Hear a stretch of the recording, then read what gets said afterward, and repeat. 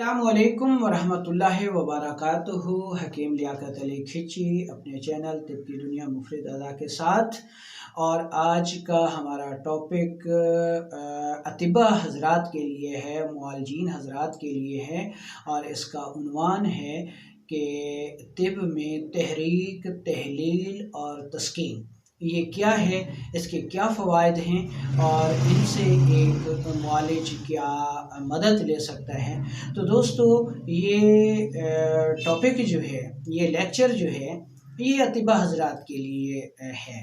आम लोगों के लिए इसकी कोई अहमियत नहीं है। हाँ, अपनी मालूमात के लिए वो चाहें तो इसे सुन सकते हैं।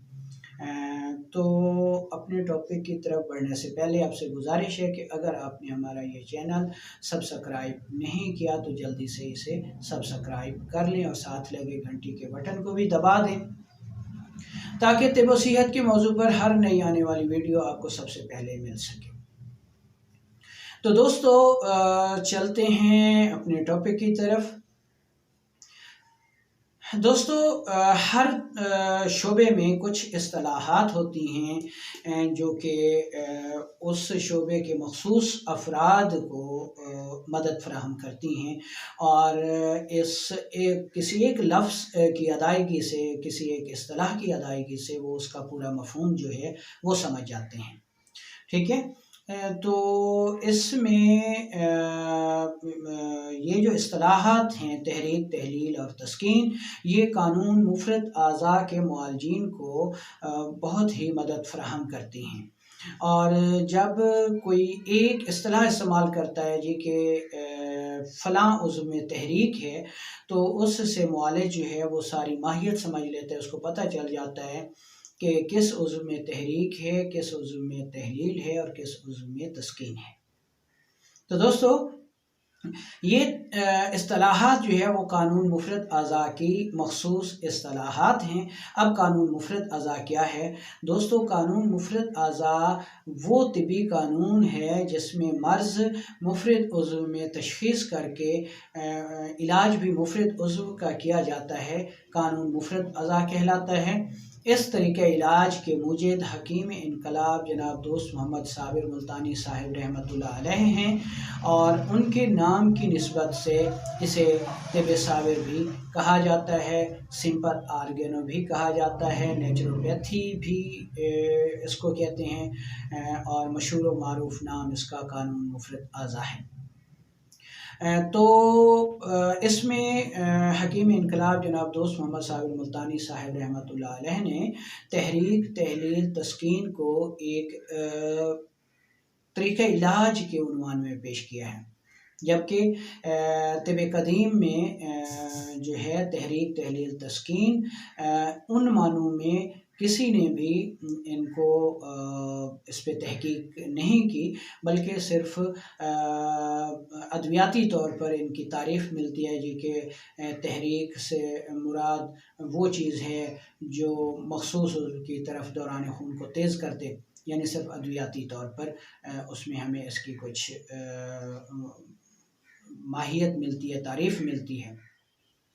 तो सबसे पहले हम, जब तक हमको किसी भी मैटर की, किसी भी मशीनरी की, किसी भी इस्तिलाह की, जब तक हमें सेहत की हालत में उसकी तारीफ़ मालूम नहीं होगी, हम मर्ज़ की हालत में उसको पहचान ही नहीं सकते, इलाज तो दूर की बात है।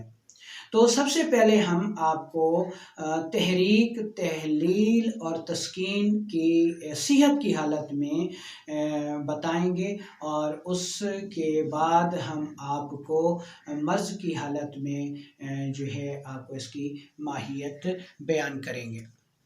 तो दोस्तों, तहरीक से मुराद हरकत में आना है, यानी तहरीक का लफ्ज़ हरकत से निकला है, और हरकत जो है किसी चीज़ के हसूल के लिए हरकत जो है वो वजूद में आती है।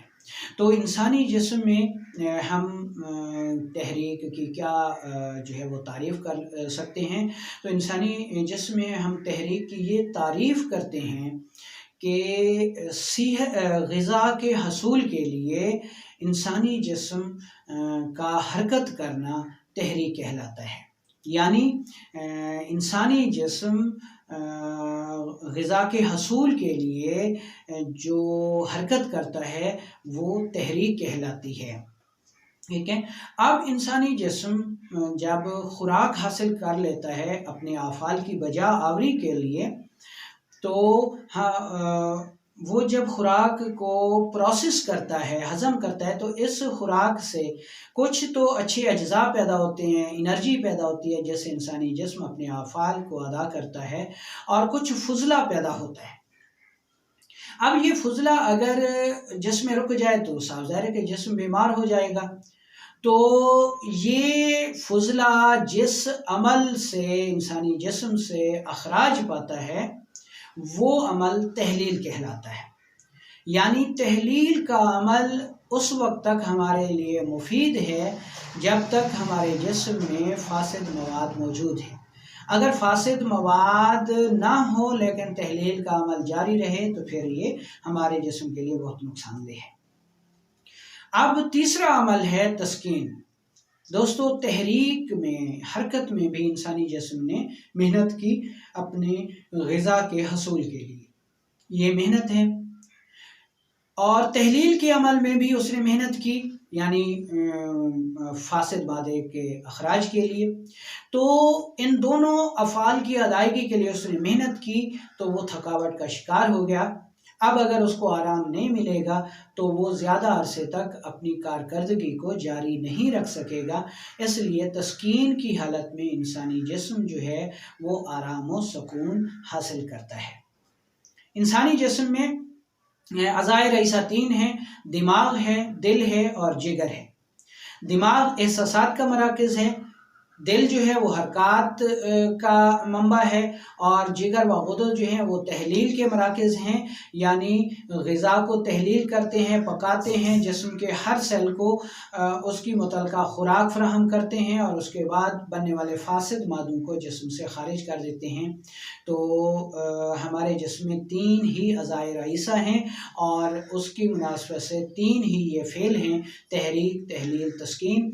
तो अब हम जिस्म की सेहत की हालत में तहरीक, तहलील और तस्कीन का फ़लसफ़ा आपको बताते हैं कि सेहत की हालत में इंसानी जिस्म में तहरीक, तहलील, तस्कीन का अमल किस तरह काम करता है। दोस्तों, हमारे जिस्म के अज़ा जो हैं वो मुसलसल काम कर रहे हैं, तो काम की अदायगी के लिए उनको एनर्जी की ज़रूरत है, इसलिए उनको भूख लगती है। तो जब भी कोई उज़्व भूख महसूस करता है तो वो अपने अंदर एक हल्की किस्म की खराश पैदा करता है, इरिटेशन पैदा करता है। इस इरिटेशन के अमल से हमारा जो दौरान खून है वो उस तरफ मुतवज्जे होता है और उस मकाम पर या उस उज़्व की तरफ पहुंचता है और उस उज़्व की मुतल्लिका रतूबात का तरश्शी करता है ताकि उस इरिटेशन को, उस खराश को दूर कर सके। तो उस उज़्व की मुतल्लिका रतूबात जब तरश्शी पाती हैं तो वो उज़्व इन रतूबात से अपनी खुराक को जज़ब कर लेता है और अपनी भूख मिटा लेता है। और जब भूख मिट जाती है तो फासिद मादे जो हैं वो फिर अखराज पा जाते हैं। तो गोया खून ने डबल काम किया कि वहाँ पर उस उज़्व की खुराक को भी दूर किया, खुराक को भी मिटाया और उस खराश को भी रिमूव किया, मुंदमिल किया। तो ये जो है वो तहरीक का अमल